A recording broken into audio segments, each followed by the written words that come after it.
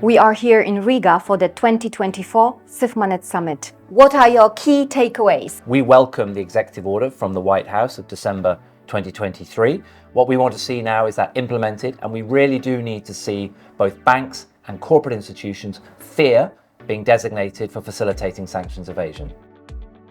We need to see a cultural change in the corporate sector. Whereas banks are concerned about being designated and for facilitating sanctions evasion, the corporate sector somehow seems to remain immune to that concern. That needs to change. The main thing that's been reinforced to me is that the implementation of sanctions is a Sisyphean task. After 2 years, we cannot relent in our efforts to restrict the resourcing and the funding of the Russian military. So, for example, controlling the border here in the Baltic states is absolutely critical and not something that the states here can be left to do on their own. Paulis, Latvia is at the forefront of sanctions implementation. What does it mean in practice? In practice, it means that we are one of the most exposed EU jurisdictions from sanctions circumvention perspective, because we have a direct external border with both Russia and Belarus. And of course, some Russian individuals who are currently designated by the European Union have business interests in Latvia.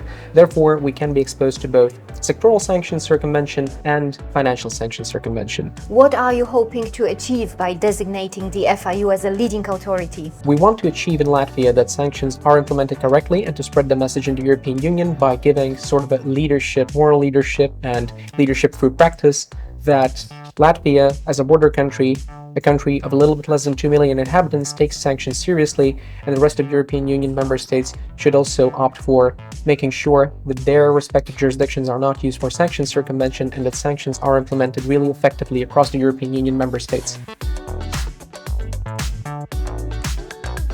I think the Union as a whole are not better than the weakest link. So that's why I think my country and all the others needs to understand that we have to have an effort to come together. I call it a one-team effort. I think that's the only way we can operate.